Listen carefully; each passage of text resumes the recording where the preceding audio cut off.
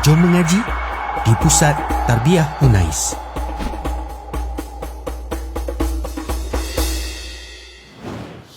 Alhamdulillah, terima kasih banyak Al-Fadil, sahabat saya insya-Allah, sahabat seimajinasi dan mudah-mudahan sahabat sejiran kejiranan di syurgawi.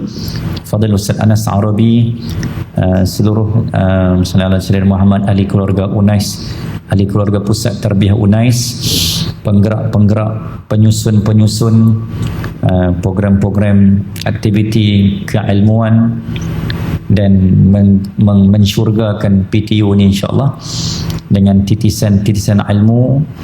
Allahumma salli ala sayyidina Muhammad. Seterusnya ibu-ibu dan ayah-ayah, muslimin dan muslimat, seluruhnya yang berada di dalam secara nyata maupun secara maya, yang menyaksikan secara langsung maupun secara rakaman setiap sallallahu alaihi Muhammad. Mudah-mudahan setiap bicara dan lafaz yang terlafaz dari bibir, andainya lisan dan andainya bicara kita tak mampu menggerakkan kaki, biarlah alunan, munajat, taubat dan doa yang mampu menggerakkan hati-hati insani insya-Allah. Tuan-tuan, syukur Allah Subhanahu Wa Taala, tiada kata dan tiada bicara yang selayaknya untuk diangkat buat masa ini dan selama-lamanya, melainkan kita kembalikan syukur wa syukuru lillah in kuntum iyyahu ta'budun. Surahul Azim. Kita kembalikan rasa syukur dalam banyak-banyak sifat, tuan-tuan, yang ada di dunia. Hanya satu-satunya sifat yang akan naik ke syurga. Yang lain, sifat lain semua akan terkandas dan hanya berada di dunia. Contoh, sifat sabar, sifat bertahan, sifat marah, semua ada dekat dunia.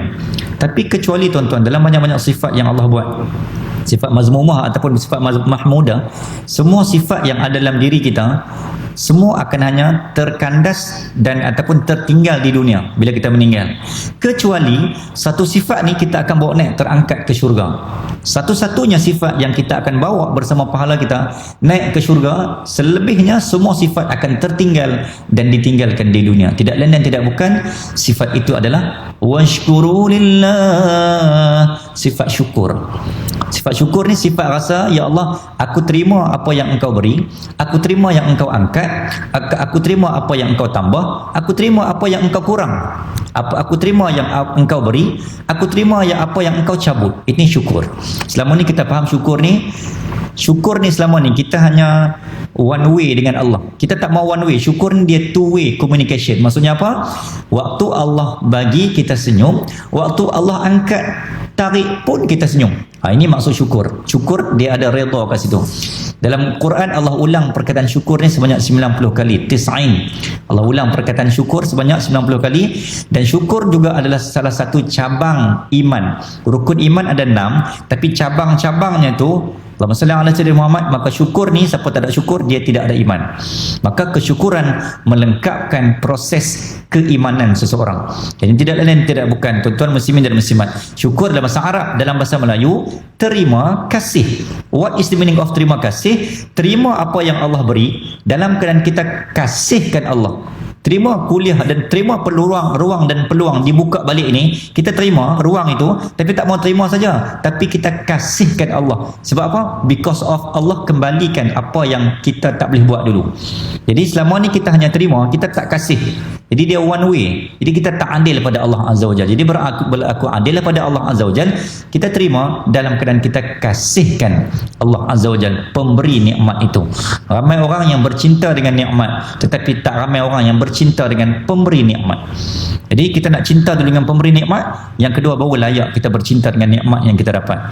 Muslimin dan muslimat, bila Allah kembalikan sesuatu, Allah mesti menginginkan sesuatu. Kan? Maksudnya apa? Selama yang kita berjanji, selama yang kita berazam selama 102 hari, kalau kiraan saya lebih kurang 103 hari sepanjang PKP tak campur dengan PKPP ni, PKPB lebih kurang 102-103 hari. Allahumma salli ala Muhammad, baru mungkin tak sampai 1% berbanding dengan PKP yang pernah berlaku dalam sejarah umat Islam, yang kita akan kongsikan sejarah virus, sejarah pandemik dan sejarah PKP. Tuan-tuan muslimin dan muslimat, ibu-ibu dan ayah-ayah, Allahumma salli ala Muhammad, insya-Allah. Jadi saya nak bawa tuan-tuan ringkas dan padat tajuk kita pada pagi ini ialah virus pandemik Hagia Sophia, Hagia Sophia versus Hagia Sophia. Jadi di manakah keterkaitan, di manakah posisi kita saat kita nak membicarakan benda yang sangat dekat dan sangat rapat dengan kita? Tuan-tuan muslimin dan muslimat, when we are talking about a virus, bila sebut tentang virus, tak ada orang akan tersenyum secara normal dan secara fitrah. Kalau orang tersenyum dengan virus tu, ada something wrong everywhere. Okay? Bila sebut virus, kita akan berkerut dahi kita sebab kita membayangkan negatif emotion. Sallallahu alaihi Muhammad, negatif perasaan negatif akan berada dalam diri bila membayangkan virus. Bayang apa? Bayang tak mau, bayang takut, bayang nak lari, bayang bahaya. Jadi ini kita akan terbayang benda macam tu. Tuan-tuan, Allah izin, alhamdulillah, saya sekadar makluman, saya dengan Allah izin, dengan izin Allah juga, saya baru mula sambung pengajian di peringkat sarjana, baru start kuliah 2 minggu, master in, bunyi tu macam hebat, tak tahu mana pun. Kursus tu hebat lah, kita yang tak hebat ni. Okay? Master dalam Islamic Counselling, ada mungkin ada bidang ni lah, bidang Ustaz Nazri juga lah, okay? Islamic Counselling di Unisyams di Kuala Ketir. Jadi setiap minggu ni asalnya kuliah saya Sabtu Ahad, kuliah untuk master. Jadi memang semua kuliah ataupun kelas saya di Unisyams lah, kelas master Sabtu Ahad full. Tapi memang saya dah terbayang selama 2 tahun ni memang akan terkorban lah semua kuliah. Because of what? Because if you love something, you have to live something because of love. Kalau kita sayang dan kita cinta sesuatu, kadang-kadang kita kena korban dan kita kena tinggalkan sesuatu untuk mendapatkan sesuatu yang lebih baik yang Allah janji. Jadi saya rasa saya bersedia untuk meninggalkan semua tu lah. Tapi dengan izin Allah juga, akhirnya perancangan Allah itu yang terbaik. Whatever comes from Allah is the best. Wallahu khairul makirin. Akhirnya jadual kuliah saya ditukar dari Sabtu Ahad kepada Jumaat Sabtu. Jadi rezeki untuk hari inilah. Jadi terselamatlah Ahad tu. Jadi sebarang program melibatkan subuh ataupun sebab inilah kuliah melibatkan siang, si Ahad ni alhamdulillah. Sebab kuliah Ahad ni dibawa ke Jumaat petang. Jadi sepanjang 2 tahun itulah rutin saya, insya-Allah. Mudah-mudahan tidak ada yang tersekat di tengah jalan lah. Mudah-mudahan saya harapkan doa tuan-tuan, ibu dan ayah agar perjalanan master ini akan berjalan lancar. Amin ya rabbal alamin. Okey, tuan-tuan muslimin dan muslimat, bila berbicara tentang virus, ada tak perkataan virus? Virus ni sebenarnya ada perkataan dalam Al-Quran. Allah ulang beratus kali sebenarnya, sallallahu alaihi Muhammad. Cuma tidak ada ayat, tidak ada ayat khusus, tidak ada kalimah khusus yang menggunakan perkataan virus lah ataupun virus, rosin. Tidak ada dalam Quran. Cuma virus ni tidak lain tidak ada, bukan nak faham kata apa? Benda yang sallallahu alaihi Muhammad, suatu makhluk, suatu benda, something yang boleh stuck, benda yang boleh melumpuhkan sistem imunisasi. Okay, itu dalam konteks perubatan dan kesihatan. Tapi dalam konteks kita nak ambil sebagai manusiawi ni, ciptaan Allah Azza wa Jal, sebagai kita ni sebagai makhluk Allah Azza wa Jal, maka virus dalam hidup manusia adalah dosa lah. Selama ni pun benda yang tak dapat pergi masjid because of dosa, tak dapat main kuliah, sebenarnya dosa kita. Kita sebut sibuk, sebenarnya saya tak dan lah, sebenarnya bukan tak dan, sebenarnya bukan ada kerja, sebenarnya dosa. Dosa tu menyebabkan kita jadi tak dan. Dosa menyebabkan kita jadi sibuk dengan dunia sampai tak dan. Itu ayat dia. Jadi poin utama tu sebab apa tak boleh main? Sebab apa tak boleh bangkit? Sebab apa tak boleh sana sedekah? Sebab dosa. So dosa tu dia melumpuhkan sistem nak bagi, melumpuhkan sistem nak main, sistem nak bangkit, sistem nak ikhlas, sistem tak mau kata dekat orang, sistem-sistem kebaikan tu dilumpuhkan, dia breakdown terus, dia off, mute terus because of virus tu. Ini bahayanya. Jadi virus dalam hidup manusia sebagai al-Islam ya'lu wa la yu'ala ini, Islam itu tinggi. Virus telah merendahkan nilai Islam yang ada dalam diri kita. Ini yang sangat bahaya. Dan virus juga telah memasamkan sistem Islam yang sedia manis. Okey.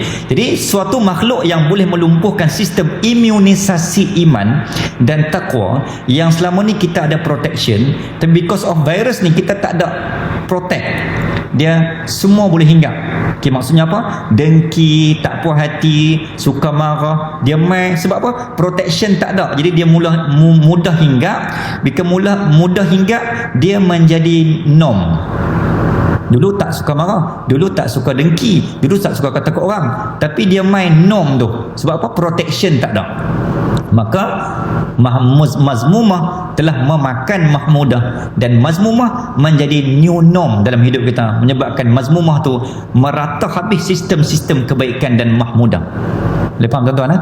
Jadi kita mai kuliah ni, kita mai tazkirah, kita mai masjid, kita mai kuliah untuk apa? Kita nak mengantivirus balik. Kita nak cover, meneutral balik sistem-sistem virus yang duk makan ni. Sistem-sistem tak elok, benci, tak puas hati dia mai dengan zikrullah, dengan dengar ustaz duk kata apa, dengan apa yang Allah duk kata apa. Bila dengar tu dia makan balik, dia clear balik, dia clean balik, maka supaya benda tu akan disanitize. Maka selama ni kita sibuk mensanitize tangan, tapi tak semua orang sibuk sanitize hati dia. Dalam masalah Nabi Muhammad sekarang proses untuk kita nak sanitasi hati dan jiwa. Sifat virus tuan-tuan sallallahu alaihi Muhammad boleh melumpuhkan sifat kehambaan. Dia tak rasa dia hamba, dia rasa dia tuan. Ini ada dalam diri kita. Berjalan tu kira buka dada lah. Okey, dia rasa mentang-mentang lah kereta baru. Okey, dia kan dia rasa dia lah. Kata orang lain tu semua tak elok, kata dia seorang je yang kebaik. Dia rasa macam tu. Okey. Sifat ketaatan, dia melumpuhkan sifat ketaatan. Yang boleh bangkit tiba-tiba tak boleh bangkit. Yang semayang sunat boleh buat sejam setengah pada Ramadan, kita boleh buat tarawih. Kenapa tak boleh buat pada bulan lain? Bukan bermaksud tak boleh buat tarawih. Bulan lain tu kita bawa mood semayang lama, mood berlama-lama dengan Allah dalam tarawih. Kita boleh maintain sejam setengah semayang sunat. Kenapa ketaatan sejam setengah tu tak boleh dibawa pada bulan yang lain? Maka virus tu telah melumpuhkan sistem ketaatan. Virus dosa juga melumpuhkan sifat kerendahan. Kita dosa kita high, bajet bagus. Sallallahu alaihi Muhammad. Tuan-tuan, ibu dan ayah. Jadi ini antara mukadimah yang mungkin kita nak sanitize balik. Ini dalam proses, sekali lagi saya menggunakan hashtag sanitasi hati dan sanitasi jiwa kita, insya-Allah. Tuan-tuan, ibu dan ayah, saya nak bawa semua yang ada pada pagi ini dan juga yang menonton mungkin secara rakaman. Apakah, dari manakah sejarah virus ni yang telah menyebabkan pandemik? Sekejap kita akan masuk tajuk pandemik tu. Bismillahirrahmanirrahim. Setakat mana yang sempat, dia main kat mana? What is the chemistry and history? Sejarah ni. Tuan-tuan, ibu dan ayah ya, bila berbicara tentang virus ataupun al-ithn ataupun dosa, dalam Al-Quran tuan-tuan, Allah bahagikan kepada 6,236 ayat, terbahagi kepada dua, dia panggil apa? Dua partition utama. Satu targhib, satu tarhib. Targhib ni apa? Ayat tentang balasan.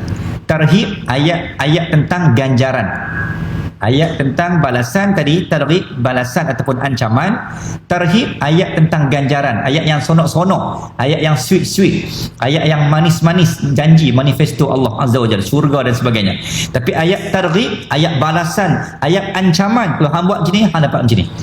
Maka ibu dan ayah, maka virus dan dosa ni dia termasuk dalam ayat berbentuk, bernada, berirama targhib. Allah menggunakan ayat balasan dan ancaman.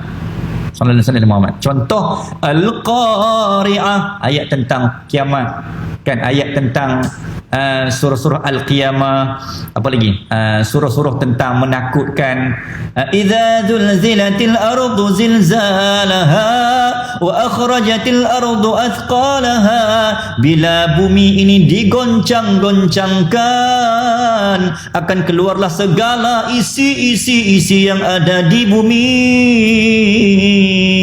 Maka wal jibal, jibal itu terbang, bukit dan bukau, gunung gunung terbang seperti debu-debu, angin-angin yang menerbangkan bukit-bukit dan bukau-bukau, bukit-bukau dan gunung ganang. Maka ayat tentang targhib. Maka virus dan dosa kita ni, pandemik, dia masuk dalam ayat yang bernada ancaman dan balasan. Tuan-tuan, sejarah virus, ketika mana benda ni virus yang tak nampak juga. Sama juga kita akan cerita tentang sedikit juga, mungkin tuan-tuan dah dengar banyak dah kuliah tentang COVID ni, tapi mungkin ada kaitan, apa persamaan dengan virus yang sedang tuan-tuan saksikan di kaca layar. Sallallahu alaihi Muhammad. Okey, corona benda yang tak nampak. Apa yang kita sedang saksikan ni pun benda yang tak nampak, hidden. Tapi we cannot touch, but it is existed. Tak boleh pegang tapi benda tu wujud. Ketika mana Allah Azza wa Jalla menyebut kepada iblis dan seluruh penghuni syurga, iaitu malaikat, jin ataupun malaikat dan juga iblis, penghuni syurga awal, asal ahlul jannah. Wa idh qulna lil malaikati isjudu li adama fasajadu illa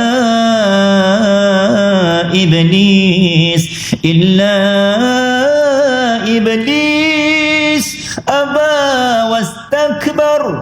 Dalam surah Al-Baqarah, maka ketika mana Allah memerintahkan untuk sujud, maka kita faham perintah pertama bukan solat. Sejarah Allah mengeluarkan perintah pertama yang wujud semenjak makhluk diciptakan adalah sujud, taat, tunduk, patuh, ikut, akur. Itu perintah pertama. Baru dia main solat, puasa tu kemudian lah. Itu zaman Nabi. Ni zaman cerita ni dalam syurga lagi ni. Makhluk tak cipta lagi, perintah dah ada. What was the first order from Allah? Perintah pertama daripada Allah Azza wa Jalla, usjud. Sujud. Sallallahu alaihi wasallam Muhammad. Okey, sebila sujud dia mainlah rasa rendah. Bila sujud dia main rasa tawaduk. Bila sujud kita rasa kita tak ada apa. Dia rasa menghina diri. Sebab tu Allah suruh kita sujud. Sebelum nak perintah solat, sebelum nak perintah haji, sebelum nak perintah puasa, kenapa dia main sujud dulu? Sebab sujud tu, kalau kamu boleh settle sujud, kamu akan settle solat kamu. Kalau kamu settle sujud, kamu settle puasa kamu. Kalau kamu settle sujud, kamu settle haji kamu. Sebab haji kamu kena tinggalkan ketinggian, kemahkotaan, keduniaan yang ada pada kamu kena rendah. Semayang pun sama juga, kena rendah. Puasa tu sama juga, kena merendah. Jadi latihan untuk merendah adalah pada sujud. Sebab tu Allah perintah kamu training sujud biar kemah dulu, baru kamu layak, baru kamu boleh untuk solat dan ibadah-ibadah yang lain. Maka usjud. Tuan-tuan muslimin dan muslimat, ketika itu apa yang berlaku dalam kitab Bidayah wa Nihayah karangan Ibnu Katsir, panjang cerita tentang 30 ayat cerita tentang inilah sejarah virus ni yang yang ada pada iblis. Iblis dia kata apa? Sallallahu alaihi wasallam Muhammad, ana khairu minhu. Dia main satu perasaan apa? Aba wastakbar. Ingkar, sombong, takabur. Aba wastakbar wa kana minaz zalimin. Tuan-tuan, ibu dan ayah, ketika mana iblis dia rasa, sallallahu alaihi wasallam Muhammad, dia rasa apa? Dia rasa aku lebih daripada orang. Aku lebih baik. Ini virus pertama yang hinggap pada makhluk pertama yang nama iblis. Okey, yang ni yang kita takut. Sombong, takabur, ingkar. Tuan-tuan, jika kita rasa kita baik, itu yang tak baik. Dan jika kita rasa kita tak baik, itu yang baik. Tuan-tuan boleh faham ayat ni? Andai kita rasa kita lebih, itu yang kurang. Andai kita rasa kita kurang, itu adalah satu kelebihan. Ini tuan-tuan kena pegang betul-betul ayat ni. Sifat ni lah sebenarnya berlawan dengan sifat aba wastakbar. Okey, sallallahu alaihi wasallam Muhammad. Ketika mana iblis dia rasa dia baik, maka Allah kata kamu tak baik, get out from my heaven. Maka terkeluarlah iblis. Maka kita tak mau ayat ni. Kita tak mau apa yang ada virus yang melanda iblis. Antivirusnya, inilah ayat ni adalah antivirus kepada virus yang ada pada aba wastakbar. Iblis, tuan-tuan, sallallahu alaihi wasallam Muhammad, memang dah bila terkeluar, kita sebut macam ni, Abu Jahal dah meninggal lama dah, kan, dah mati lama dah, tetapi ke Abu Jahalan tu masih membarah dalam hidup kita, kan. Apa lagi, semua Abu Lahab dah mati lama dah, tapi sifat ke Abu Lahaban tu masih membarah dan masih berat dalam badan kita, dalam jasad, dalam hati kita. Jadi kita nak buang virus-virus ke Abu Jahalan, ke Abu Lahaban, ke semua kemusyrikan yang ada. Sallallahu alaihi wasallam Muhammad. Itu yang payah sebenarnya, itu yang mujahadah. Okey, kembali kepada apa yang kita bincangkan tadi. Ketika mana iblis melakukan satu perbuatan yang Allah kata inilah virus pertama. Virus mula-mula sekali yang hinggap kepada makhluk. Virus ni, tuan-tuan, aba wastakbar, dia boleh timbul, dia boleh serang kita kepada 4 benda. Benda ni yang dekat dengan kita. Tadi sejarah kan, sejarah di syurga. Sekarang sejarah di syurga tadi saya bawa turun, sekarang kita turun ke dunia. Tadi berlaku di syurga. Terkeluar iblis bersama dengan Nabi Allah Adam AS dan juga Hawa. Tuan-tuan, ibu dan ayah, kalau tuan-tuan cek, antara ada yang sempat saya rujuk, sebenarnya yang turun, yang terkeluar daripada syurga tu bukan hanya manusia, dia ada makhluk lain. Antaranya disebut ular. Ular ni rupanya sebahagian yang sudah ada dalam syurga, yang dia sokong iblis ketika mana iblis ingkar sallallahu alaihi wasallam Muhammad, dan sebab tu Allah campurkan ular ke bumi Afrika Selatan. Sebab tu ular ni dia sinonim dengan benda tak elok. Contoh, kita nak kena sihir, kita nak kena syirik, dia mesti mimpi ular hitam, ular kepala dua, mesti ular. Kenapa tak binatang lain? Kan? Jadi ular ni digambarkan benda tak elok sebab apa?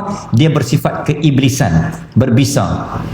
Tuan-tuan, okey, virus yang bernama aba wastakbar, sombong dan takabur, yang telah menyebabkan tersingkir dan terhalaunya iblis daripada syurga. Kita takut kita mewarisi keiblisan, kevirusan yang ada pada sifat keiblisan, sehingga kita pun terhalau daripada syurga. Ini kita takut. Virus ni tuan-tuan, dia boleh sallallahu alaihi wasallam Muhammad, dia boleh serang 4 benda, 4 bahagian, 4 topik ataupun 4 poin. Yang pertama, dia akan serang iman kita. Okey, bila serang iman kita, akidah kita tercalar. Sebab itulah Nabi kata apa? Akhir zaman manusia akan terbahagi kepada 73 golongan yang sampai hanya satu jalan. Kenapa Syiah tercipta? Kenapa Khawarij terhasil? Kenapa apa lagi? Kenapa sallallahu alaihi wasallam Muhammad ajaran Bahai, Qadiani, semua benda tersesat? Pasal apa berlaku? Sebab dia lah virus menyerang iman dan hatinya. Akidah tercalar, akidah terkena virus. Akhirnya terpecahlah ahli sunnah wal jamaah kepada 73 golongan. Okay, 72 ataupun 70 ke atas. Okay, ini akidah kita bahaya. Yang kedua tuan-tuan, virus juga boleh menyerang ilmu. Al-ilmu nurun. Ilmu, tuan-tuan, ibu dan ayah ya, sallallahu alaihi wasallam Muhammad, lawan dia jahil. Ilmu cahaya, lawan dia gelap, zulumat. Okey, ada juga orang yang, tuan-tuan muslimin dan muslimat, ibu-ibu dan ayah ya, ada orang ilmu ni Iblis serang seseorang ada dua, satu melalui kejahilan, satu melalui kepandaian. Ada orang dia tak mau, iblis serang dia, jangan main kuliah supaya hang bodoh, hang tak pandai, hang jahil. Okey, dia tak main lah, maka tak dapat dah ilmu. Ada orang pula iblis serang, hang main lah, bagus ni main. Tapi bila main kita pandai, bila kita pandai kita cerdik. Tapi bila pandai, kepandaian tidak dilapik dengan kejujuran, maka berlakulah seperti pada zaman kerajaan Uthmaniyah dan seumpamanya, jatuhnya Islam bukan sebab pasha-pasha ataupun menteri-menteri dia tak cerdik dan tak pandai, tapi sebab tiada kejujuran. Akhirnya kolap 1315 tahun 1315 tahun Islam memerintah, PAM jatuh. Bukan tak pandai, bukan tak cerdik, tapi orang kata apa, bahasa orang kampung, cerdik tak boleh menumpang, bodoh tak boleh ditegur. Itu cara ayat orang kampung. Tapi sebenarnya benda yang sangat makan dalam.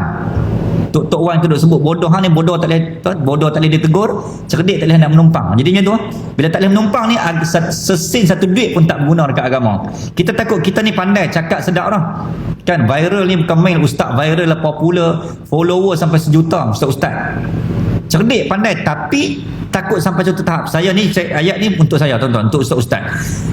Kepandaian, keustazan sampai satu tahap tidak berguna pada agama. Yang ni yang kita takut. Ada orang yang sallallahu alaihi wasallam Muhammad, kealiman dia bila sampai di padang mahsyar hanya seperti debu angin. Ada dalam hadis yang sahih. Saya ini ayat saya baca ni, saya sangat takut. Orang dah panggil kita ustaz, follower ramai, kan, orang berebut dan sebagainya. Semua ni fenomena yang virus yang boleh menyerang ke frontliner ustaz, frontliner guru-guru. Sebab tu guru saya pesan, musibah bagi orang agama bila dia banyak ramai follower. Bahaya. Makin ramai follower, makin terbuka ruang untuk virus ni menyerang. So, ustaz kena lagi hebat munajat, ustaz kena lagi hebat istighfar, ustaz kena lagi hebat tahajud dia. Sebab virusnya lagi hebat berbanding orang-orang awam. Tuan-tuan muslimin dan muslimat, dia berigit general 9 line-nya. Okey, tuan-tuan muslimin dan muslimat, ibu dan ayah ya. Maka virus juga boleh menyerang harta, berebut dunia. Tuan-tuan muslimin dan muslimat, berebut tanah, berebut. Saya ada seorang sebut pasal berebut ni, rumah saya baru inilah rumah saya yang sekarang ni. Ini kisah benar yang saya sebut secara umum lah. Ada orang yang membuat rumah saya ni, dia kongsi kisah ustaz. Saya halalkan kalau cerita ni ustaz nak bawa dalam kuliah. Cerita dia anak bongsu ni, cerita virus harta. Dia anak bongsu, memang tak ada kerjaan berbanding abang-abang yang lain. Sallallahu alaihi wasallam Muhammad dah agak berusia dah abang ni, 50 lebih dah rasanya. Bila dia ni tak ada kerja berbanding abang-abang dan kakak-kakak, okey, maka dia ni, tapi Allah bagi kelebihan, boleh buat rumah kan, renovation dan sebagainya. Itu pun kalau ada lah, kalau ada kerja ada lah, kalau tak ada lah duit masuk. Jadi menyebabkan mungkin proses aliran kewangannya pun mungkin biasa-biasa aja. Tapi Allah izin, maka mungkin banyaklah, mungkin orang kata apa, bukan jemputan, panggil apa, job dia lah untuk kerja-kerja renovasi rumah dan sebagainya. Mungkin itu sumber pendapatan dia, sehingga dia buat umrah. Dia pergi umrah boleh kata hampir setiap tahun, dan dia akan bawa mak dia pergi umrah. Dan dia ni, ringkaskan cerita, anak bongsu, memang rapat dengan mak. Jadi menyebab situasi ni pada dia yang tak ada kerja tetap ni dipandang sinis, dipandang negatif oleh adik-beradik yang lain. Hang ni pergi umrah setiap tahun apa semua ni, hang ambil duit mana? Kami kerja yang tetap, kerajaan gaji tetap pun tak boleh buat macam hang. Maka bermula lah virus iman dia lah, virus apa kata apa, dengki tak puas hati dia, sifat mazmumah dah dimakan. Virus telah memakan sifat hati abang-abang dia. Jadi apa yang berlaku, Sallallahu Alaihi Muhammad tak puas hati punya pasal, nak edikan cerita lagi, mak dia meninggal atas ribuan anak bongsu ni. Jadi bila mak meninggal, maka mungkinlah mak ni dia ada dia ada bukan taste, dia ada pandangan dia sendiri, anak mana yang paling rapat dengan dia. Mungkin dia bagi lebih sikit harta, tapi kita tak pernah minta. Yang tu mak sendiri, yang mak dengan Allah je yang tahu. Ringkaskan cerita, mungkinlah dia ni dapat sikit lah kot, dan dia pun kata tak dapat apa pun. Ringkaskan cerita, bila mak dia meninggal di tangan dia, di atas riba dia, maka menambahkan lagi jurang pandangan adik-beradik, mengatakan bahawa dia ni duk makan harta mak dulu apa semua, tak pergi ke adik-beradik. Ringkaskan cerita tuan-tuan muslimin dan muslimat, bila dia nak pergi umrah, anak menakan mai hantar pak kepada anak menakan, maksudnya abang lah kan, okey, anak menakan mai raim, pak menakan nak pergi umrah, yang abang adik beradik sendiri tak mai, dia hantar anak menakan, dia hantar anak je. Dia faham kan? So anak menakan je mai, ni Pak Su nak pergi umrah, mana pak ayah, ayah tak mai, maksudnya hantar anak je. Sampai bertahun-tahun tak sembang ni, because of berebut harta dunia ni. Tuan-tuan muslimin dan muslimat, saya tanya abang, apa yang abang buat sampai Allah murahkan rezeki? Ustaz, saya tak tahu Ustaz. Semua saya rasa saya ada dua benda ni yang Ustaz rasa, mungkin Ustaz boleh sebut dua benda ni. Yang pertama, saya memang rapat dengan mak. Saya memang jaga mak dia, dan mak saya meninggal atas riba saya, satu. Yang kedua, saya bela anak yatim. Dia, memang anak yatim tu duduk dengan saya sampai lah. Mungkinlah Ustaz, saya tak tahu lah, mungkin asbab dua benda ni lah kot yang saya jadi macam ni. Nampak macam senang, adik-beradik dia sampai dengki, walaupun saya tak ada kerja tetap. Ni dua poin ni yang saya pegang sampai selama-lamanya. Tuan-tuan nak beritahu kata apa ni, virus serangan harta boleh terpisah adik-beradik. Muslimin dan muslimat, yang keempat adalah virus kuasa, jatuh menjatuhkan. Tuan-tuan perasan tak, IIHK ni kat mana ada benda ni? Dia ada dalam suratul Kahfi. Sebab tu kita kena baca banyak surah Al-Kahfi. Sebab kenapa tak surah Yasin? Daripada 30 juzuk, 6,205 ayat, 114 surah. Kenapa Nabi kata man qara'a min suratil Kahfi, ayat yang hujung tu, usima min fitnatil dajjal. Kenapa kamu kena baca surah Al-Kahfi ni akhir zaman? Sebab kamu banyak virus. Virus tadi lah yang serang empat benda tadi. Muslimin dan muslimat, kita boleh bergaduh, kita boleh berkelahi, kita boleh berjauh, sebab empat benda tadi itu yang paling menyebabkan Islam jatuh, bangsa jatuh, yang mulia jadi hina. Empat benda tadi tu yang utama. Maka Allah kata apa? Nabi kata apa? Hampa kena banyak baca ni. Dajjal keluar pun dia akan kacau empat benda tu, sebab virus pun akan serang empat benda ni. Maka sebab itulah antivirus, surah Al-Kahfi adalah surah antivirus akhir zaman. Muslimin dan muslimat, tuan-tuan, ibu dan ayah Sallallahu Alaihi Muhammad, dalam kitab Makarimul Akhlaq, Al-Imam Ahmad bin Sahal, seorang tabi'in tersilap saya, Sallallahu Alaihi Muhammad, ataupun seorang ulama, minta maaf, mungkin saya kena cek balik yang ni. Dia kata apa? Empat benda yang menyebabkan kita jadi down, benda yang menyebabkan manusia yang bertukar status daripada mulia menjadi hina. Ada empat benda. Empat benda ni yang berlegar dalam kalangan kita, dalam kalangan hidup kita, dalam hidup kita, yang menyebabkan kita akan jadi down. Okey, norma-norma yang ada dalam hidup yang telah menyebabkan kita jadi tak main masjid, tak bangkit semain subuh, tak main kuliah, jadi bergaduh dengan orang, sebab empat benda ni. Okey, yang pertama adalah dunia. Okey, dunia ni apa? Memang kita banyak ambil dunia lah. Sallallahu Alaihi Muhammad. Tuan-tuan, dalam urusan dunia, dalam urusan akhirat, jangan ada dunia. Tapi dalam urusan dunia, biar ada akhirat. Faham? Lepas ayat tu sekali lagi. Dalam akhirat jangan ada dunia, tapi dalam urusan dunia biar ada nilai akhirat. Contoh soalan Nabi Muhammad apa? Contoh akhirat tapi ada dunia. Kita pergi sembahyang Jumaat, urusan akhirat tu, tapi duk main game, abang-abang dan adik-adik dan seumpamanya abang yang lelaki tengah dengar khutbah ni masih duk PUBG, tengah duk WhatsApp, tengah dengar khutbah ni. Benda tu urusan akhirat, duduk dalam masjid sallallahu alaihi wasallam tengah duk kata ke orang dan seumpamanya. Dalam pi kuliah bagus dah, main solat bagus dah, main masjid bagus dah, tapi ada urusan dunia menyebabkan virus dunia tadi memakan urusan akhirat kamu. Dahlah urusan akhirat kamu tak tahu mana. Dalam urusan akhirat dahlah kita semayang bab kita dengan Allah, urusan akhirat tak tahu mana. Bila main urusan dunia pun urusan akhirat pun ada dunia, so kita tak tahu di mana nilai akhirat kita yang sebenar. Okey, urusan akhirat sallallahu alaihi wasallam, urusan dunia biar ada akhirat. Contoh beli phone, contoh beli kereta. Nampak tak 2 kali dah sebut tu? Okey. Contoh beli kereta tu dunia, tapi guna untuk main kuliah, guna untuk mempercepatkan proses, tapi sampai lambat juga. Yang tu dia masalah lain lah kan. Jadi yang sallallahu alaihi wasallam Muhammad maksudnya benda dunia, beg tangan, telefon, kamera, semua dunia, tapi aku beli tujuan untuk apa? Tuan-tuan pernah, ibu-ibu beli beg tangan pernah tak niat untuk akhirat? Nak buh semayang telekung, nak buh mak surat, niat nak beli benda dunia tapi beli untuk niat akhirat. Pernah tak kita niat macam tu? Kita tak pernah niat kahwin untuk orang kahwin. Niat pasal apa? Kahwin niat untuk apa? Untuk melahirkan anak, untuk anak tu bawa aku pergi syurga. Itu benda dunia. Kahwin tu dunia, tapi mengakhiratkan proses perkahwinan tu. Okey lah, sallallahu alaihi wasallam. Boleh kan? Dunia. Yang kedua, makan. Bila makan kita banyak, kita akan jadi berat. Bila berat tu yang tak jadi bangkit, yang 3 semayang daripada 10 minit jadi 5 minit, kita rasa berat. Okey, jadi ketidaksempurnaan disebabkan makan. Yang ni cakapkan mungkin penutup lagi kita akan jumpa balik slide ni. Apa antivirus kepada 4 benda ni yang disebut oleh Imam Ahmad bin Sahal. Yang ketiga, tidur. Bila sebut tidur, Allahumma salli ala sayyidina Muhammad, tuan-tuan, bila sebut makan ni, sahabat dulu, para tabi'in dan juga ulama dulu, depa sangat apa? Depa sangat sikit makan. Kita sikit-sikit nak makan. Kan? Orang dulu sangat jaga makan. Kita pantang berjaga, kumpul makan. Lagi mata tak pejam, mulut tak pejam. Mulut dia sama dengan mata dia. Kadang tu mata pejam dah, mulut tak pejam, nyok. Itu kita. Bukan kita, saya tak masuk sebab saya kan XS je. Orang lain. Tak mau kalah juga. Okey, sallallahu alaihi wasallam Muhammad. Tu tip makan. Tidur apa? Tidur ni menyebabkan kita akan jadi benda sepatut tahajud tak jumpa. Yang ada hanya terkejut. Bangkit, terkejut, kencing, tidur balik.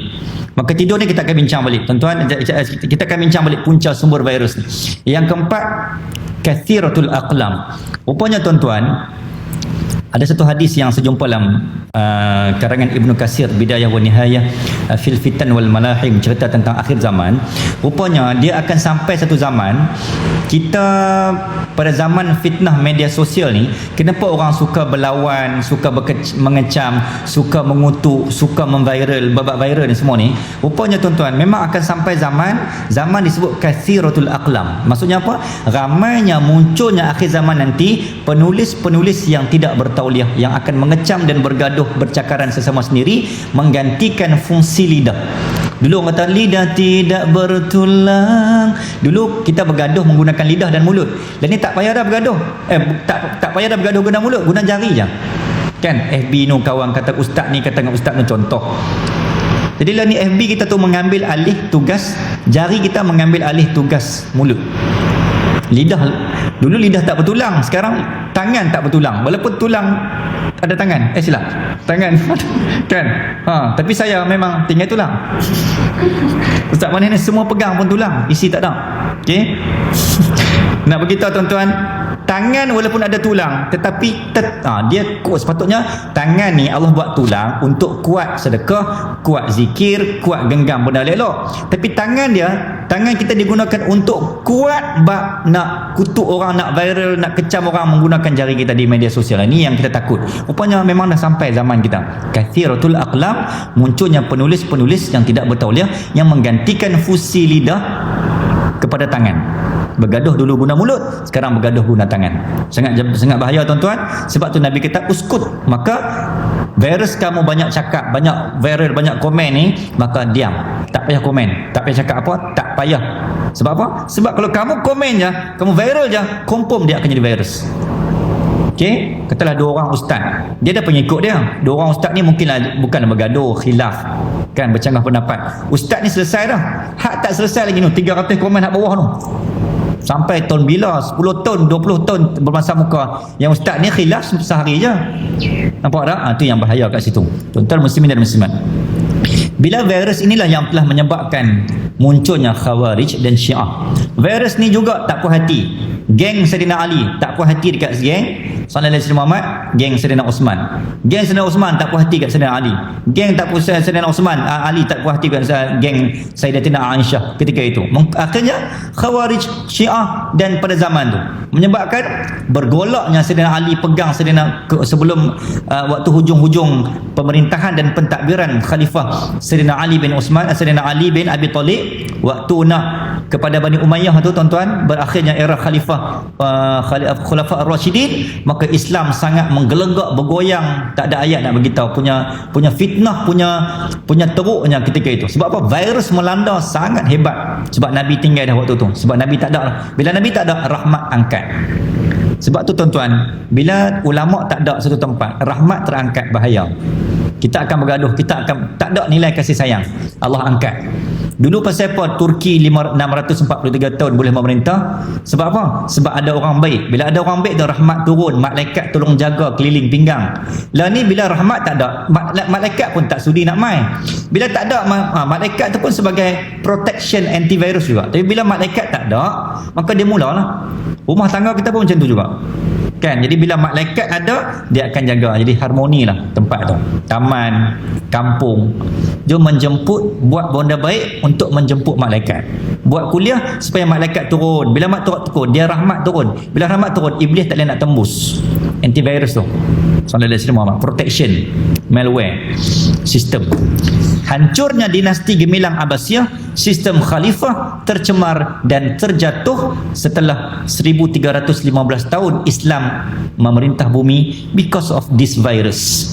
Tuan-tuan, bila sebut tentang virus ni, saya sepanjang PKP tu, Sallallahu Alaihi Muhammad, memang jiwa saya terbuai-buai. Memang saya norma hidup sepanjang PKP tu memang melayan movie je. Movie yang saya tengok, Ustaz Anas pun mungkin tengok juga. Cerita tentang saya diizinkan Allah dan bila 3-4 kali pergi ke Turki ni, sangat jatuh cinta dengan sejarah Turki sebab dia ada kaitan langsung dengan hadis akhir zaman. Sebab tuan-tuan, Turki akan menjadi, ini akan masuk Hagia Sophia saya kan, Turki akan menjadi satu-satunya negara payungan dunia umat Islam. Jadi sebab tu kita kena ambil tahu sejarah ni, sebab esok-esok kita nak tumpang negara tu. Dia akan menjadi satu, boleh kata ibu negara dunia akan terletak pada negara Turki. So hati-hati, bukan hati-hati. So memang kita kena study bab ni. Sebab itulah kita akan tumpang payungan rahmat negara Turki. Sebab disebut dalam hadis akhir zaman. Tuan-tuan, dalam PKP baru ni saya duk melayan movie apa tu? Paitat. Paitat ni adalah ibu kota kejatuhan ni lah, dinasti terakhir, iaitulah kerajaan khilafah Turki Uthmaniyah. Macam mana boleh jatuh. Ni dah masuk season yang keempat. Satu season tu ada 30 lebih. Ni dah masuk episod yang ke 200 lebih lah, kat 200 lah. Dia layan cerita tu je 2 jam.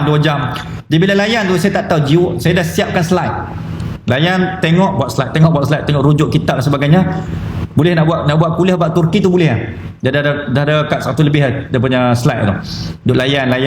Bukan layan apa, nak kita rasa tengok saja, betul lah duk ada kat tempat kita. Tu yang saya rasa dekat. Dia bukan hanya cerita, dia ibrah yang sangat dalam. Okey, sejarah awal pandemik pertama di Singapura dia panggil circuit breaker.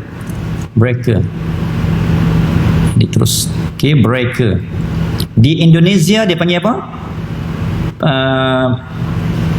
PSBB, Pembatasan Sosial Berskala Besar.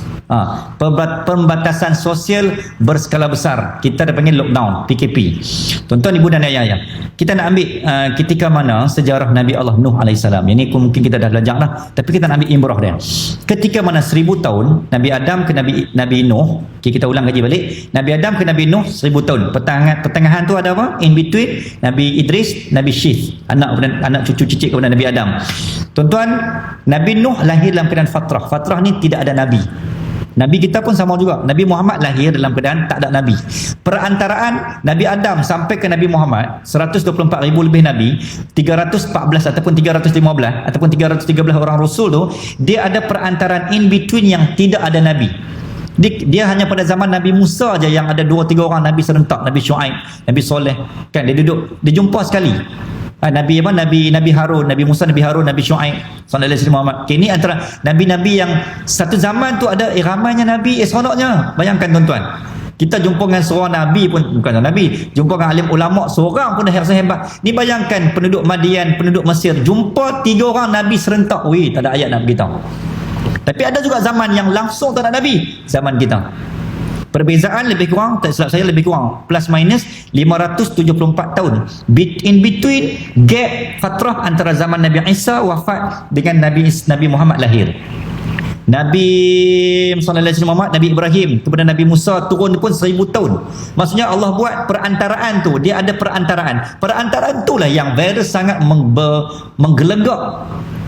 Nabi Musa pernah dalam sejarah, dalam surah Al-Qasas, sallallahu alaihi wasallam, Nabi Musa pernah meninggalkan umat dia 40 hari uzlah, PKP, kan, 40 hari untuk dapat di mana innahu bil wadil muqaddas tuwa. Nabi pi lembah Tursaina, bukit Tursaina, lembah tua, untuk mendapatkan wahyu. 40 hari tinggal sallallahu alaihi wasallam. Tuan-tuan, ibu dan ayah, ya, saya nak kata apa tadi? Nak beritahu bahawa ketika mana Nabi tinggal 40 hari, bukan Nabi tak ada. Nabi tinggal saja pun. Rumah tangga kelam kabut. Ayah tinggal pergi market, rumah dengan baju tak lipat, selerak. Nabi tinggal 40 hari. Tiba-tiba dia sembah samiri. Sembah bukan samiri, sembah lembu emas, sapi. 40 hari tu terang Nabi ada tu. Ni bayangkan Nabi tak ada, apa jadi tuan-tuan? Kalau Nabi ada dengan mereka pun, walaupun 40 hari, kamu boleh sembah Tuhan lain, apatah lagi Nabi meninggalkan kita sudah 1431 tahun dulu. Agak-agak kita sembah siapa hari ni? Anak kita sembah siapa? Nabi Muhammad, saya ulang balik, Nabi Musa tinggal 40 hari, bukan tinggal tu 40 hari tu pun di bukit dekat situ juga pun. Umat dia dah sembah Tuhan lain yang bernama sapi emas, yang diperbuat daripada emas, yang di bawah pentadbiran apa? Samiri. Apatah lagi kita yang tak ada Nabi ni, tak tahu kita sembah apa. Tuan-tuan muslimin dan muslimat, okey, sejarah awal pandemik, ketika mana Nabi Allah Nuh alaihissalam antara Nabi yang paling panjang usia, dan ada riwayat mengatakan Nabi Nuh ni lagi tua, lagi lama hidup berbanding Nabi Adam. Dia punya ada banyak fasa. Ada riwayat mengatakan 950 tahun. 950 tahun tu dakwah saja. Dia tak campur sebelum tu, sebelum kenabian. 124 tahun tak silap saya umur dia menjadi diangkat menjadi rasul. Campur sebelum jadi 950 dakwah saja. Sebelum tu 100 lebih. Lepas tu 350 tahun lebih berdakwah selepas habisnya kejadian banjir besar. Kesimpulannya, riwayat mengatakan paling banyak yang serujuk 1350 tahun plus minus umur Nabi Allah Nuh. Tuan-tuan bayangkan, kita hidup yang 50-60 tahun ni pun, macam-macam nikmat dan teknologi dah ada dah. Phone saja dalam tempoh setahun dia berapa teknologi yang dah ada dah, yang dah keluar. Zaman kita ni yang baru hidup 50-60 tahun ni, zaman Nabi Allah Nuh AS yang hidup 950 years, kita tak boleh bayang. Mungkin zaman tu dah ada UFO, zaman tu dah ada internet lagi laju berbanding kita. Nak beritahu teknologi nikmat yang Allah bagi pada zaman tu 950 tahun kot. Kita dalam sebulan beg tangan orang perempuan tukar berapa kali? Tak tukar. Dah kesiannya.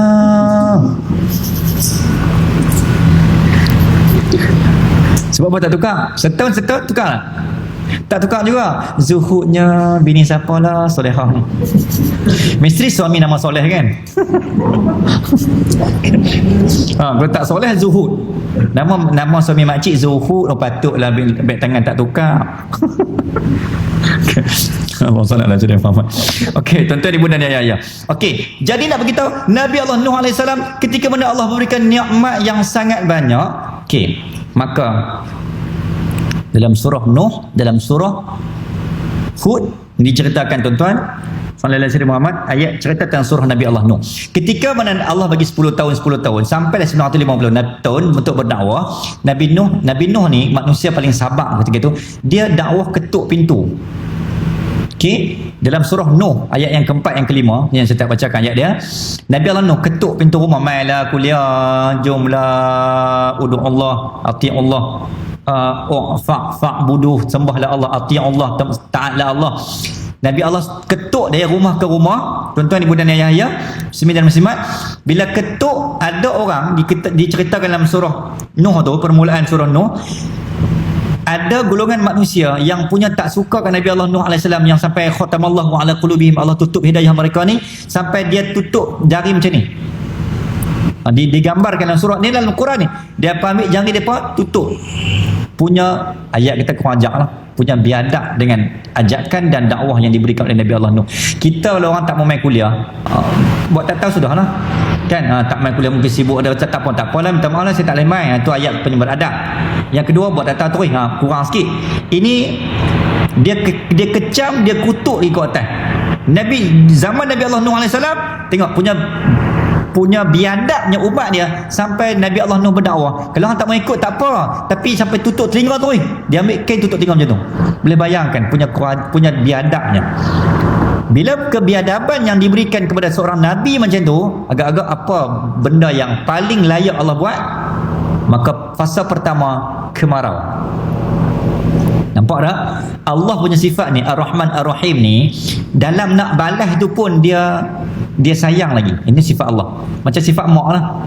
Dalam pukul-pukul dia teriak lagi, mak dia buat lagi. Mak pukul, tapi dalam pukul-pukul dia teriak. Betul tak? Ini sifat seorang mak, Ar-Rahim. Dalam duk pukul tu pun dia belai lagi, sifat mak. Jadi Allah macam tu. Bukan Allah macam tu. Sifat sebab tu sifat mak ada Ar-Rahim. Sifat Allah tu. Allah nak bagi banjir besar, dia bagi kemarau dulu. Bukan yang buat terus. Maksudnya apa? Dalam aku nak balas tu pun aku bagi peluang lagi. Tapi tengah balas tu, dalam balas, tengah marah, tengah pujuk. Dalam marah tu pun pujuk lagi. Memang ini yang susah kita nak buat. Sallallahu alaihi wasallam. Benar tak kita belanja makan orang yang tengah kita marah? Macam ni, aku dah belanja tapi marah, tapi belanja. Memang tak tahu darjat dia, tak tahu nak kata. Okey, sifat Allah macam tengah marah pun dia tengah pujuk. Sallallahu alaihi wasallam. Okey, ibu dan ayah, macam kita lah kan, nak suruh makan pun payah. Tu anak dengan mak dengan ayah kan, anak. Okey, ibu dan ayah ya. Jadi bila 950 tahun punya dakwah, Nabi Allah Nuh minta 10 tahun, minta lagi, ya Allah kok depa bertaubat kot. Allah kata depa ni jenis depa ni bagi 100 tahun lagi pun memang takkan bertaubat, takkan berubah. Ringkaskan cerita, barulah hujan turun. PKP fasa pertama 40 hari 40 malam. Ringkaskan cerita, air mula naik. Bila air mula naik, 80 orang ataupun 83 makhluk bersama dengan binatang-binatang, 83 orang yang Nabi Allah berjaya dakwah, Nabi Allah Nuh naik atas bahtera. Ini kisah ni berlaku di sempadan antara Turki dengan Iraq. Sallallahu alaihi wasallam Muhammad. Okey, sebelum terdampar di ala bukit Judi. Tuan-tuan ibu dan ayah, bila air mula naik, hujan fasa pertama 40 hari 40 malam. Air mula naik, maka bahtera pun naiklah. Kan kapal naik ni sejarah Nabi Nuh ni.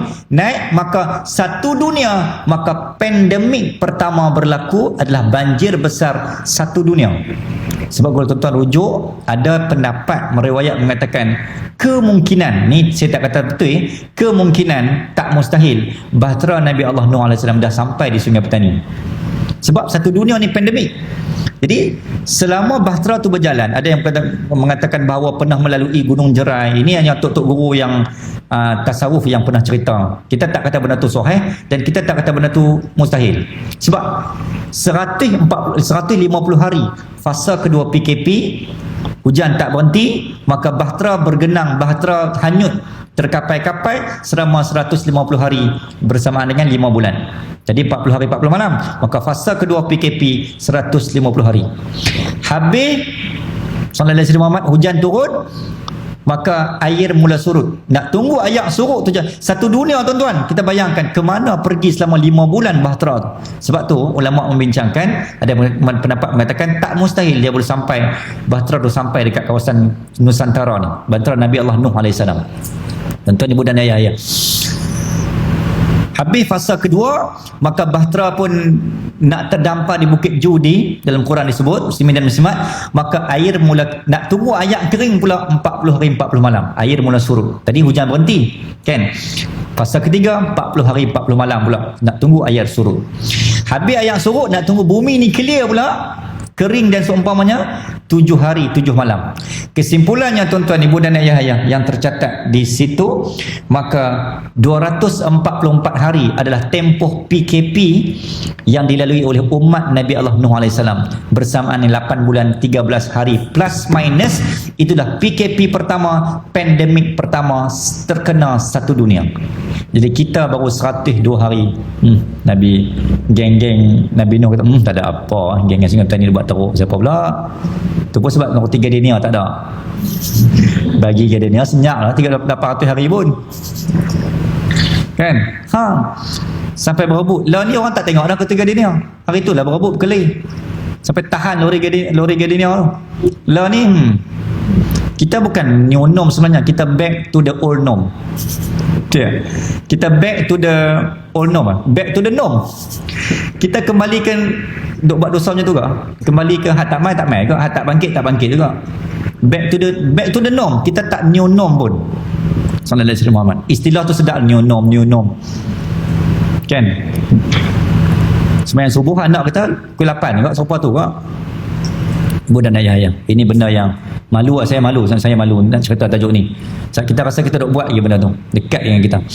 Jadi circuit breaker ataupun lockdown Sallallahu alaihi wasallam Muhammad, ataupun pembatasan sosial berskala besar, ataupun duduk kunci lock terkunci kan, lockdown terkunci bawah. Kalau terjemah bahasa Melayu okey, lockdown. Okey, rekod virus pandemik. Tuan-tuan ibu dan ayah, ringkas cerita. Ada virus yang nama Antonine Plague pada 165 Masihi sebelum zaman Nabi lagi. Zaman Nabi 571 Masihi lahir. Okey. Dia disebarkan melalui darat dan dibawa oleh kerajaan Rom yang bertempur dengan kerajaan Mesopotamia daripada Iraq yang berlaku di Mesir. Sallallahu alaihi wasallam, dan waktu tu angka kematian mencatatkan 5 juta kematian. Okey, sehingga 27 berapa bulan ni? Sehingga 19 Julai 2020 berdasarkan CPRC kebangsaan, kes yang dilaporkan hari ini 5 juta kematian dengan keboleh jangkitan 5 juta. Kita dimaklumkan bahawa Kementerian Kesihatan melaporkan bahawa duka cita di atas bahawa hari ini tiada sebarang kes kematian. Berdiri bersama saya Dr. Nur Haizat dari Kementerian Kesihatan melaporkan rekod COVID-19.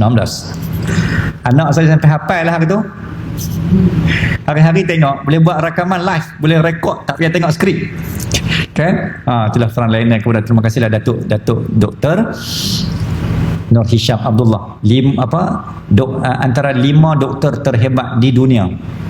Top 5. Okey, sebab Malaysia antara negara terhebat juga Allah izinkan yang mampu menangani, mengurus hal ehwal COVID ini terbaik. Top 5 kita di dunia.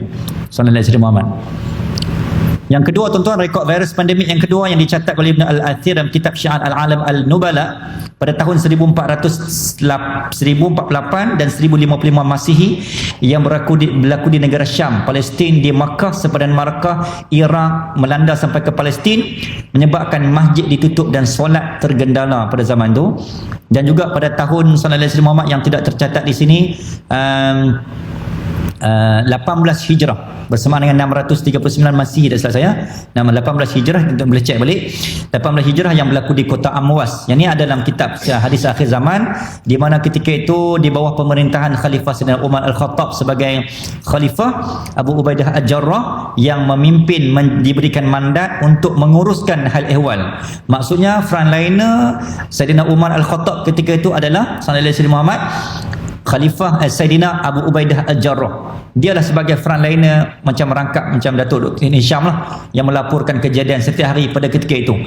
Dan sallallahu alaihi wasallam, pandemik ketika itu melibat 25,000 kematian, 25,000 manusia terkorban di kota Amwas di Palestin, yang telah menyebabkan gugurnya Saidina Muaz bin Jabal, gugurnya Saidina Abu Ubaidah Al-Jarrah, dan gugurnya beberapa sahabat-sahabat besar yang lain. Maksudnya apa? Pandemik ini, virus ini, musibah ta'un itu yang di kota Amwas itu ta'un yang menular dan berjangkit, dia tak kenal orang. Alim ulama sahabat Nabi yang rapat itu pun, as-sabiqun al-awwalun pun meninggal disebabkan ta'un. Tuan-tuan, bila sebut tentang ta'un, apa kelebihan manifesto yang kita dapat sepanjang PKP? Allahumma salli ala sayyidina Muhammad. Tuan-tuan, ibu dan ayah ya, fadam kuthu fi baitihi sabirun wa muhtasiban. Nabi kata, siapa yang bersabar duduk dalam rumah di sepanjang virus melanda, melunar ni, menular ini, selagi mana dia sabar, dia tak kecam kerajaan, dia tak kata kat siapa-siapa, maka falahu ajruhu. Allah kata apa? Bagi dia mata syahidan, bagi dia pahala mati syahid. Falahu ajru, baginya pahala mati syahid. Maksudnya apa tuan-tuan? Selama kita PKP baru ni, kita dah dapat pahala mati syahid. Sama ada dia meninggal sebab COVID, mati syahid. Dia tak meninggal sebab COVID pun pahala mati syahid. Ini Nabi sebut. The Black Death pada tahun 1336, penyakit hawar dari tikus dan kuman yang diangkut dari kapal di benua Eropah, yang mencatatkan 75 juta kematian dengan kebolehjangkitan 100,000. The Great Plague of Marseille 1770, jangkitan di Perancis, kematian KO. Kenapa KO tu? Ada KO. Kematian memang KO kan? Typing. Okey, 100,000 kematian. Kolera 1820, 100,000 kematian. Di Thailand, Indonesia, Filipina. Influenza 1920, satu dunia kena pandemik melalui udara, 50 juta kematian. Dan yang terbaru, tuan-tuan pasal nak, 1720, 1820, 1920, 2020. Andainya ia satu kebetulan, wallahu alam, andainya ia satu suratan, hanya Allah yang tahu. Tuan-tuan muslimin dan muslimat, ibu dan ayah. Okey, penutup perbincangan kita, apa kaitan sejarah Turki akhir zaman? Baru-baru ni tuan-tuan, Hagia Sophia. Apa kaitan ni tuan-tuan? Okay, dalam kitab hadis akhir zaman, dalam karangan Ibnu Katsir, Bidayah wa Nihayah fil Fitan wal Malahim, sejarah Turki akhir zaman, sallallahu alaihi wasallam. Kisahnya berlaku, Hagia Sophia ni adalah masjid. Hagia Sophia ni adalah sejarahnya gereja terbesar dunia, the biggest, the huge gereja terbesar dan terhebat dunia lah pada zaman tu, zaman kerajaan Rom, Byzantine, okay, ataupun Byzantine, ataupun Kristian Ortodoks. Maksudnya satu dunia ni pusat gerejanya di situ. Okay, ketika mana ringkaskan cerita, Nabi menyebut la tuftahan al-Qustantiniyah fala ni'mal amiruha wa la ni'mal jaysh dzalikal jaysh. Bila Nabi kata apa? Bumi Turki nanti, bumi Konstantinopel akan terbuka dan dibuka oleh seorang raja. Dialah sebaik-baik raja, dan siapa yang ikut raja tu, mereka adalah sebaik-baik tentera. Okey, ringkaskan cerita, setelah 1138 tahun kita tak pernah menang dekat bumi Konstantinopel ataupun di bawah di Turki. Waktu tu Kristian yang dominan, depa kuasai dunia. Kuasai dunia Islam, dunia ketika itu. Bila Islam masuk melalui Sultan Muhammad Al-Fatih, maka hari pertama tuan-tuan, Hagia Sophia ni adalah gereja. Hari pertama kita menang, setelah 53 hari pertempuran, lawan kalah. Selepas 53 hari, maka tanggal 29 Mei 1453 Masihi, maka Islam menang di bumi Konstantinopel. Maka membenarkan hadis Nabi sebut 800 tahun sebelum tu. Nabi kata apa? Kok mana pun Turki, Konstantinopel ni, Islam tetap akan menang. Tengok menang sungguh. Bila menang tuan-tuan, ibu dan ayah ya, bersamaan dengan 150,000 tentera, ada pendapat mengatakan 150,000 tentera frontliner Al-Fatih pada tahun 1453 tu, 10,000 tu mai daripada negeri Kedah. Jadi tahniah rakyat Kedah, hijau kuning negeriku. 10,000 tentera ni ada dalam kitab tuan-tuan. 10,000 daripada 150,000 tentera Al-Fatih yang berjuang nak takluk Konstantinopel ni, 10,000 mai daripada kerajaan Kedah tua bergabung dengan kerajaan Aceh. Ni ada dalam sejarah Sulalatus Salatin, sallallahu alaihi wasallam. Di mana depa training? Di padang Tok Syekh Gunung Jerai, yang waktu tu frontliner dia adalah Sultan Muzaffar Shah ataupun Raja Praong Mahawangsa, Raja Sultan pertama yang memakai gelaran Sultan, Sultan Kedah yang pertama, yang istana dia ada di Lembah Bujang. Okey, itulah sultan pertama yang menghantar 10,000 tentera Kedah tua, tentera Islam yang training di Gunung Jerai untuk membantu Sultan Muhammad Al-Fatih. Akhirnya Islam menang. Bermaksud Turki bila menang ada saham orang Malaysia. Ni sebelum Melaka lagi. Ni jangan cerita Melaka. Melaka tak wujud apa lagi. Ni sebelum Portugis apa lagi. Maksudnya Kedah menjadi antara negeri pertama yang Islam sampai pada tahun 1000 atau 1100. Sejarah ni, tahun ni ada dekat Padang Tok Syekh. Memang kalau tuan-tuan pergi naik dekat Tok Syekh tu, ada tulis tahun tu. Saya tak ingat tahun, tapi dalam 1000 lah, 1000 Masihi, 1000 dengan 1100 Masihi. Melaka 1511. So 500 tahun sebelum tu dah ada dah Islam bertapak kat situ. Bismillah. Okey, kembali cerita ni. Bila Hagia Sophia ni masuknya Sultan Muhammad Al-Fatih, tuan-tuan ibu dan ayah ya, maka gereja ditukar kepada masjid. Bila gereja ditukar kepada masjid, apa yang berlaku? Maka 29 Mei 1453 hari Selasa kita menang. Hari Jumaat pertama 1 Jun 1453 adalah kali pertama solat Jumaat pertama ditunaikan di Masjid Hagia Sophia menggantikan gereja Hagia Sophia. 1 Jun 1453 dan baru ni masjid dibuka balik. Okey. Sebelum saya cerita, bila Al-Fatih buka masjid, maka selama 567 tahun Hagia Sophia gereja menjadi masjid. 567 tahun. Sehinggalah, ringkaskan cerita, mailah Mustafa Kamal Pasha. Dia tak sebut Mustafa Kamal Atatürk, sebabnya tak tepat. Yang tepatnya Mustafa Kamal Pasha. Atatürk ni sebenarnya, yang tu kena cerita lain. Atatürk ni sebenarnya bapa kemodenan Turki. Sebabnya bukan dia seorang aja, orang lain semua yang membangunkan Turki. Jadi Mustafa Kamal Pasha, Pasha ni menteri lah, Perdana Menteri. Ketika Mustafa Kamal Pasha menjadi Perdana Menteri, Sallallahu Alaihi Wasallam, dia tukar kerajaan khilafah Turki Osmaniyah kepada sistem republik ataupun sistem jatuh tu lah, sistem Islam jatuh tu. Bila jatuh tu, setelah 567 tahun masjid berfungsi sebagai masjid, maka masjid ditukar kepada muzium. Maka start 1935 Masjid Hagia Sophia ditutup menjadi Muzium Hagia Sophia. 1935 sampai tarikh baru ni Recep Tayyip Erdogan umumkan 10 Julai 2020. Lebih kurang berapa tahun? 1935 2020, lebih kurang 85 tahun.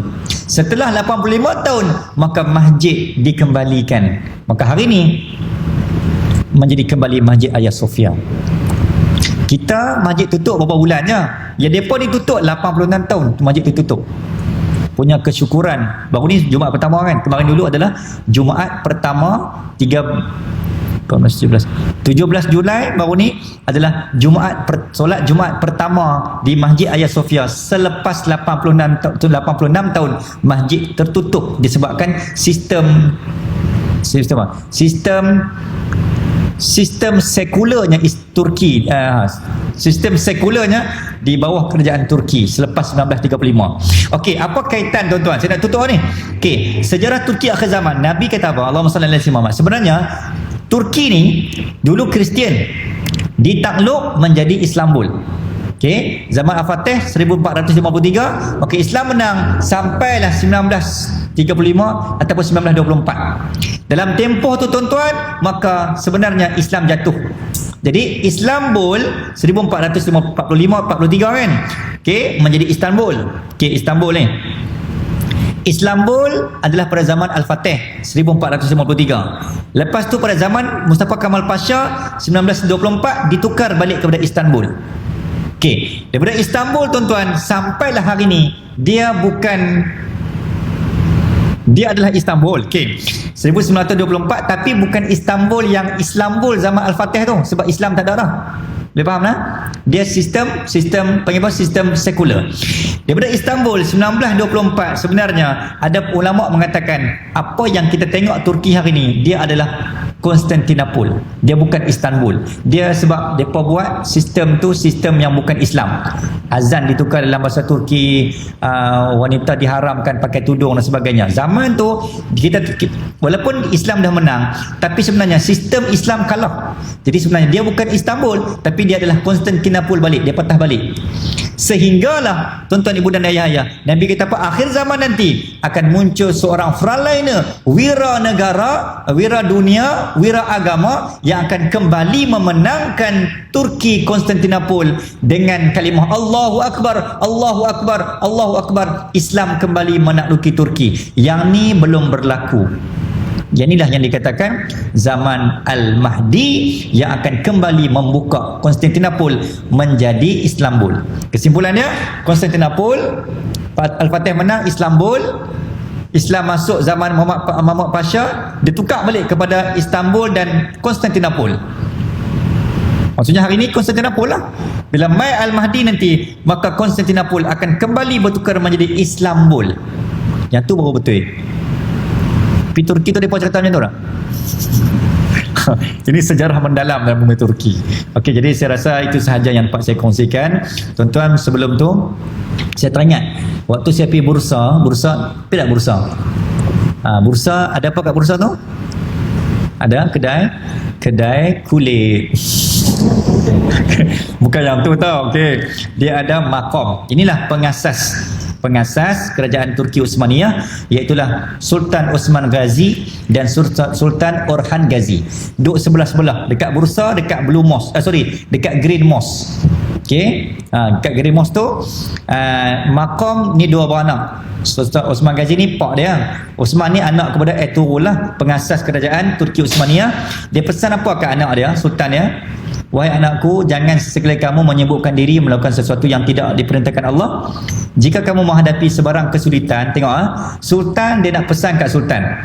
Kalaulah pesanan ni, okey, saya terbayang macam ni. Pesanan macam ni, kalau boleh kita print, buat banner banting, kan? Banting cantik-cantik ni, semua pelekat di Istana Negara. Jadi semua sultan-sultan ni, agung dan sebagainya, mereka kena hadam benda ni. Supaya apa? Kita mewarisi balik sistem keislaman dalam kesultanan. Kalau sultan-sultan boleh pegang ayat ni, kan, sultan ni nak mangkat, dia panggil anak dia. Anak dah, ayah tak ada apa nak tinggal. Jangan sesekali kamu sibukkan diri melakukan sesuatu yang Allah tak mau, yang Allah murka. Jika kamu ada masalah dalam pentadbiran negara, maka ayah kata apa? Ayah anda sultan dalam pemerintahan, bermesyuaratlah kamu dengan para alim ulama, kerana di situ terletak kunci jawapan dan solusi. Sultan pesan kat pewaris sultan. Hebat ni. Okay, kalau agung boleh pesan macam tu kepada next agung, sultan boleh pesan kepada next sultan, saya rasa Allah kembalikan kerahmatan. Inilah jawapannya. Sallallahu alaihi wasallam Muhammad. Pesanan ni ada, kalau tuan-tuan pergi kat bursa ada tulis ni, tapi dalam bahasa Turki lah. Ni saya dah terjemah dah. Dalam kitab pun ada pesanan sultan kepada sultan. Sebab tu zaman Turki depa pegang ayat ni. Okey, sultan kepada Sultan Al-Fatih pun, sultan yang ke-7 dalam Turki Uthmaniyah, ayah ada Sultan Murad II, yang ke-6 nak pesan ke Al-Fatih pun sama juga. Ayat yang sama diwarisi sampailah kepada Sultan Abdul Hamid II, the last the last lion, singa Islam, khalifah yang terakhir. Semua dapat berpegang pada ayat ni. Sebab tu tuan-tuan, bila saya duduk layan cerita ni sampai 200 episod, jadi inilah jiwa-jiwa yang terbuai. Jadi kita bawa balik benda ni dalam dunia kita. Sallallahu alaihi wasallam. Hebatnya kisah ni. Okay, hebatnya zaman tu, budan ayah. Mungkin penutupnya tuan-tuan berlaku pada zaman PKP. Waktu tu makanan dicatu. Ni di Turki tuan-tuan. Sallallahu alaihi wasallam. Bila makanan dicatu, apa yang berlaku? Semua Yahudi masuk. Yahudi dengan Inggeris bersatu waktu tu. Bila dicatu makanan, roti tak ada. Sebab Turki ni adalah makanan ruji. Dia bukan nasi. Kan? Makanan ruji Turki. Bila berlaku, sampailah Sultan tahu bahawa Sallallahu alaihi wasallam, rakyat nak makan roti tak ada. Yang ada pun kena jual mahal lah, sebab dicatu. Daripada RM2 jadi RM20. Kena beli jugalah. Sebab itu makanan utama macam kita nasi. Bayangkan nasi RM10 sepinggan. 3 hari boleh tahan, masuk 4 hari tak apalah, 10 pun 10 lah, sebab dah tak boleh tahan sangat dah. Jadi ringkaskan cerita apa yang berlaku, Sultan tahu, maka Sultan turun. Okay, Sultan Abdul Hamid II turun. Baginda Sultan Turki Uthmaniyah, kalau apa masalah, mereka akan menyamar turun dalam masyarakat. nak tahu betul ke tak betul cerita tu, untuk mentashihkan cerita tu, tak mau viral. Sallallahu alaihi Muhammad. Kalau masalah roti, turun jadi pembeli. Okey, dia pakai niqab, turun beli, tengok berapa dia jual. Rupanya betul lah, memang tanya, rupanya ditekan oleh Yahudi. Yahudi menjadi tinteng, jadi tulang belakang kepada dia, pun ambil barang, dia rampas. Okey, jadi peruncit nak mai beli kat pemborong ni Yahudi pegang. Okey, nak boleh kami jual mahal. Bila peruncit beli mahal, dia pun kena jual mahal lah. Orang tengah kan, sebab dia beli mahal. Okey, dia pun kena jual mahal. Jadi yang mangsanya pengguna, yang last ni, ringkaskan cerita, Sultan memerintahkan notis 24 jam. Istana dia kan ada dapur istana Sultan, semua menteri-menteri kabinet, semua pasha-pasha dia sallallahu alaihi Muhammad kena bertengkus lumus dan membantu semua pekerja istana waktu tu. Jangan masak lagi untuk istana, masak seadanya saja. Maka dapur istana bertukar menjadi kilang roti untuk menampung satu Istanbul dan satu Turki tu. Tuan-tuan boleh bayangkan punya hebatnya pemikiran. Dia bergerak pantas 24 jam je. Okey, makanan tak ada, roti gardenia tak ada, apa nak buat? Maka Sultan kata apa? Okey, dapur istana tukar beli tepung apa semua, kita jangan beli roti, jadikan dapur ini sebagai kilang roti. Maka Sultan turun padang semua buat. Bila pasha-pasha membantu, akhirnya roti berjadi siap dalam tempoh yang singkat untuk menampung rakyat di Istanbul yang kelaparan. Apa yang berlaku? Tak habis lagi cerita tuan-tuan. Bila roti berjadi hasilkan, Sultan sendiri ambil roti tu bersama dengan pasha-pasha menteri-menteri dia, bawa dua biji seorang, pergi gantung, pergi letak depan rumah. Waktu subuh, rakyat semua tak tahu, bangkit pagi besok, semua rumah tengok 2 biji roti tergantung di hadapan pintu. InsyaAllah, Allahu Akbar. Ada tak pemimpin yang boleh fikir? Bukan kita fikir tapi tak buat. Ini fikir dan buat, dan terus turun padang. Itulah kerahmatan 643 tahun. Kenapa Allah bagi izin hampa perintah bumi? Memang layak lah, memang layak. Tapi sayang, itulah singa ataupun khalifah kita yang terakhir. Ada pendapat mengatakan Sultan Abdul Hamid II ni adalah wali Allah, sebab dia boleh kasyaf, dia boleh nampak benda yang orang lain tak nampak. Hebatlah Sultan menjadi kasyaf ni sallallahu alaihi Muhammad. Sebab apa? Berdamping dengan ulama. Kita pula berdamping dengan si mambang. Kita ni banyak mambang lah hidup sebenarnya, tu jadi mambang. Okey, kesimpulan dia, inilah antivirus kita. Apa nak buat? Bila banyak dunia, maka Nabi pun beruzlah. Maka lahirlah PKP, kuarantin. Sebenarnya PKP itu adalah uzlah. Allah suruh kita uzlah daripada dunia. So sudahlah tu, ambil dunia, mainlah uzlah. Okey, kita tinggal rumah, kita tinggal keluarga, sudahlah tu. Okey, perbetil balik anak-anak, perbetil semayang anak tu. Yang rumah yang tak semayang, tak apa, sudahlah tu. Sibuk sangat kerja, nak terang mana sangat. Okey, sallallahu alaihi Muhammad. Jangan kata kerja, jangan kata pada solat aku ada kerja. Kan ayat apa? Tapi katalah pada kerja aku ada solat. Jangan kata pada solat aku ada kerja. Jangan kata pada solat aku ada dunia, tapi katalah pada dunia aku ada solat dan aku ada Allah. Maksudnya jangan bagi alasan. Tuan-tuan ibu dan ayah ya. Jadi sebenarnya PKP ni jawapannya, Allah nak kita uzlah daripada ambil dunia. Bukan tak boleh ambil, banyak sangat tepu, berkarat dah ni. Maka basuh balik, sanitize balik. 3 bulan kan, sallallahu alaihi wasallam. Bukan aku tak pergi ampun masjid aku, bukan aku tak pergi ampun rumah aku, tapi basuh dulu hatimu sebelum kakimu tercuci, layak untuk kembali ke pangkuanku. Sallallahu alaihi wasallam. Jadi bila makan, Allah kata apa? Puasalah. Itulah maksud dia. Bila orang yang banyak makan, maka banyaklah yang tak betul, pemikirannya tak waras. Jadi bila dia banyak berpuasa, maka banyak benda yang melekat. Orang yang banyak perut dia penuh, otak kosong. Tapi bila perut kosong, otak dia penuh. Itu dia terbalik. Ilmu masuk. Sebab tu orang mengapai, orang puasa, sunat, tahfiz, mudah untuk mengapai. Yang ketiga, tidur. Qum, qiyam. Ya ayyuhal muzammil, ya ayyuhal mudaththir. Bangkitlah. Tinggal sat selimut tu. Tinggal sat bantai busuk tu. Mailah. Kan? Sallallahu alaihi Muhammad.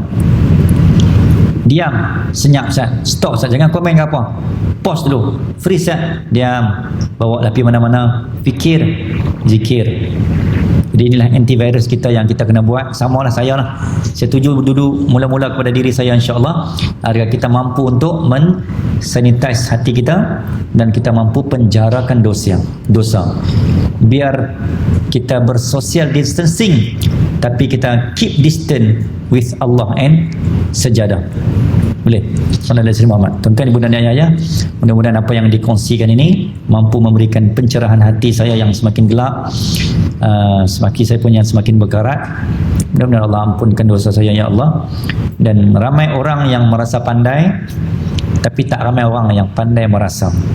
Kita rasa kita pandai, tapi kita tak pandai merasa pentingnya solat, merasa pentingnya zikir, merasa pentingnya sedekah. Kita tak pandai merasa, tapi dia rasa pandai tu, insya-Allah. Sallallahu alaihi wasallam. Ramai orang yang merasa sejuk, tapi tak ramai orang yang pandai merasa sejuk. Macam tu. Ramai orang yang rasa kurus, tapi tak pandai orang yang, tak ramai orang yang kurus. Sudah kata. Bukan, ramai orang yang nak kurus. Cukup lah.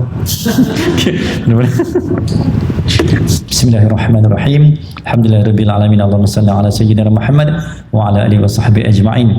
Allahumma ighfir lana dhunubana wa liwalidina warhamhum kama rabbawna shighara wa li jami'il muslimin wal muslimat wal mu'minina wal mu'minat birahmatika ya arhamar rahimin. Ighfir lana ya Allah. Allah ighfir lana ya Allah wa'fu 'anna ya Rahman wa'fu 'anna ya Rahim ya dzal jalali wal ikram. Allahumma irfa' 'anna al waba wal bala wal ghala wal bala wal fahsya wal zina wal mihan was-su'al fitan ma zahara minha wa ma batan. Bismillahilladzi la yadurru ma'a ismihi syai'un fil ardi wala fis sama'i wa huwas samiul alim. Ya Allah, kedua tangan kami bersatu menada. Ya Allah, jiwa dan jasad kami bersatu menyembah. Ya Allah, lelahnya kami kerana dunia. Ya Allah, ya Allah, lesunya kami kerana dosa, lemahnya kami kerana pudarnya iman di jiwa. Ya Allah, tewasnya kami kerana noda, hinanya kami kerana nafsu bermaharajalela, jauhnya kami kerana tersasar arah syurga. Ya Allah, rantaian dosa ini masih belum kami putuskan. Rantaian dosa dan noda masih belum terputus. Cubaan iblis itu, ya Allah, kami sedar terus menerus hingga kami hanyut di bawah arus. Kedua tangan kami menadah memohon doa kudus. Ya Fattah, Ya Rahman, Ya Dzal Jalal wal Ikram. Ingatilah kami di saat kami melupakanmu. Sadarkanlah kami di saat kami terleka dan terjauh dari jalanmu, ya Allah. Ya Fattah, andai kami tertutup hati ini, maka Engkau bukakanlah kami. Andainya hati kami mati dan rosak, Engkau tukarkanlah kami kembali hati yang baru, ya Allah, agar hati kami mampu merasai kebaikan dan ketaatan, kelazatan, kenikmatan dalam ibadah kepadamu, ya Tuhan. Wassallallahu ala sayyidina Muhammad wa ala alihi wa sahbihi ajma'in. Walhamdulillahirabbil alamin. Taqabbalallahu minna wa minkum. Taqabbal ya karim. Assalamualaikum warahmatullahi wabarakatuh.